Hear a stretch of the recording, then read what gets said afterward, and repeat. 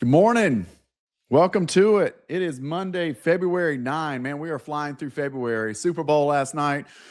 Hope everybody enjoyed it. I was working and coming back from volleyball. Got here around halftime. So welcome to my world. Those days of planned Super Bowl parties are just not in the inventory. But I hope everybody had a great weekend. We were very, very busy. Lots of negotiation.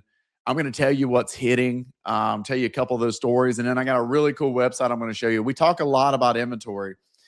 And I'm bringing this up because I heard a lot this week. It was random. And I heard some agents saying some things that I didn't think were dialed in. And I'm going to show you some of that evidence. And also, buyers have been saying it too. Sellers are just, I think it's just overall education. So I'm going to bring you a website that I kind of look to that gives a good overall overview of inventory levels and historically where we're at compared to the past. Okay. So it's very important info. This is a big one for you today. I hope you stick around for that one because I'm going to be able to walk it through. And I know I bring you this every week, but it's going to show you more on a macro, like what's going on in our specific zip codes. Okay. Is that fair enough? Man, I hope you guys are great. It is busy, continually busy. And let me go into that just real quick. Like some segments are heating up, some segments are cooling down, and that's the ebb and the flow. And a little bit of it is like who's in town right now. Okay. I will tell you the activity on my investor driven inventory around rentals has picked up. Okay. That was the coldest segment through the fall. And then a little bit of the second home has slowed down a little bit. So, sometimes I don't quite, it's hard to tell, what everybody's doing, the pockets and groups that are going on. But for right now, we're busier in the investor side of it, people that genuinely want that rent than we've been in some time. And I think that's because this is the time of year where you can really capture it and have a full year of rental when you pick it up right now going into the spring and summer seasons. That makes sense? So it's a good time to be there. And my owners that are renting are having really good success with those bookings. So you inherit a book of business. And I'll tell buyers this in general. Buyers, if you're watching, there are some really good opportunities out there. And sellers are willing to work with you. Don't be crazy, but they're willing to work with you. And you can have some instant gratification on those investments because the rentals are already coming in. Okay. So we'll get into that. But let's look at the hot sheet because I know where this one's going to be going. It's been a busy week. But the main thing I'm interested in is that inventory topic because, as you know, the first couple of weeks, that's what we've been watching because it's been higher. New listings 43. That's where I thought we would be, and I think where we're going to level off. Guys, if you know, last couple of weeks, and I was pretty transparent about it last week. I didn't like that 2 weeks in a row we were like up in the 60s, right? It doesn't make sense for this time of year. I think it was just that New Year rush. I think it was all those expired properties that went off the market in January. A lot of them came back on, okay? And I think that because we were writing a lot of contracts, a lot. You guys, I keep you posted. You know how many contracts we're writing. Very consistent. Word was getting around and sellers were coming to the market. This 43 range, I think that's where we're going to land. I think that's where we're going to maintain. It gets set for a few spots going in the spring. And I'm hoping that the pending properties stay there so we can take away that saturation rate builds up. We want to be over 50%. So let's look at those pendings. 26. Man, that's great. We are super, super consistent still on those pending properties. It feels that way. I love it. What I just wanted to see was that the new listings calm down. And they have. And they kind of felt that way. We were just kind of in a little bit of a tizzy. I think a lot of people were talking about the contracts. And so people were coming to the market. Okay. Closed properties 23. Man, look at that. 23 closings, 26 pending. That's right on par, right? Price changes. Look at this. 35.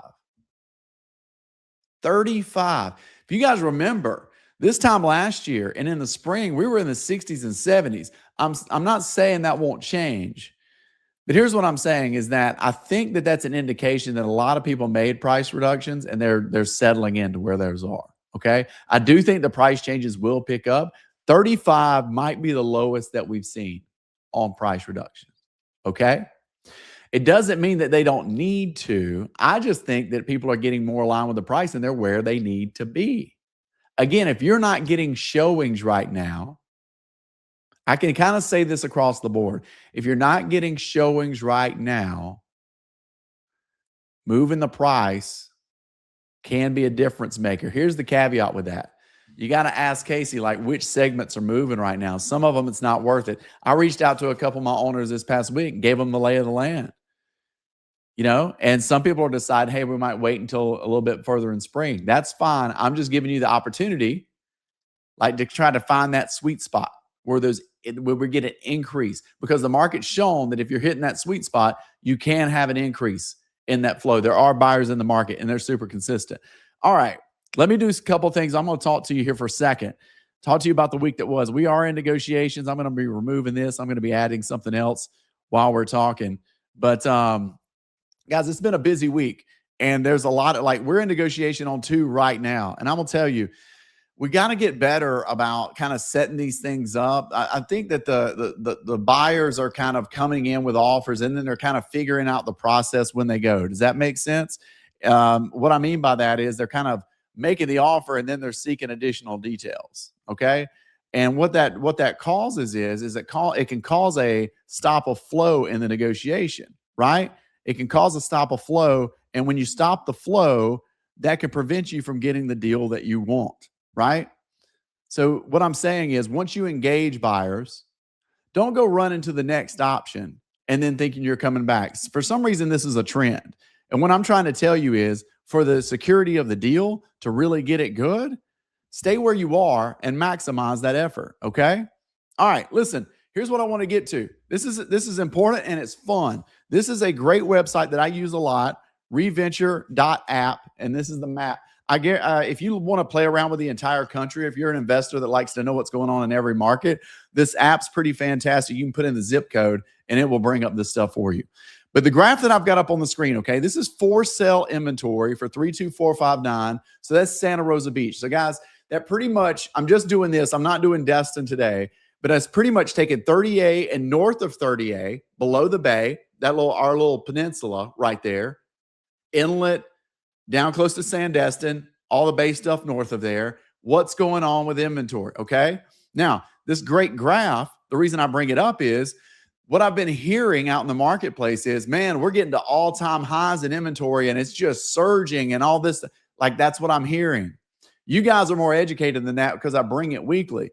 Yes, the last 2 weeks we had it, but I want to tell you what's really going on. Okay. So here's the important takeaway from this map. I love looking at the history, right? Here's where we are right now. We're at 794 for sale inventory in 32459. Okay. This will show you January of last year. We were at 798. Guys, we're sitting on less inventory than we were this time last year. The reason I am pronunciating so much, what's going on in the marketplace verbally is how much inventory is on the rise. I'm trying to bring you statistical data that inventory is actually on the decrease as we compare year over year. Okay.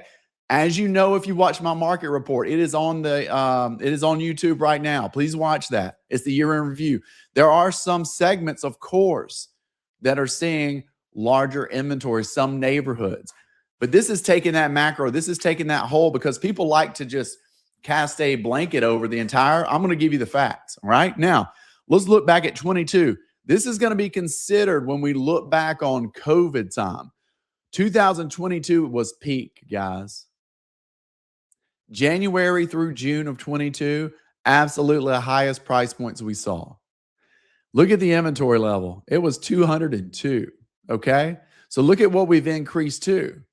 But listen, back in 2017, we were at 708. Okay. So when I'm talking about historical, right, the whole picture, I want to be careful in creating this, this identity that we're in this surge of inventory like we've never seen before. Are we higher than we were back in 2017? Absolutely. But it's 794 versus 708. Are we running hot on inventory? We're actually less than we were last year, guys. I think that's going to be the trend in 2026. I think what we're doing is we're settling in on that inventory, okay? And it's going to balance everything out. I actually think when I run this report this time next year, you're going to see this. It's going to be a downward trend. That inventory is going to start shrinking because we're going to write more contracts.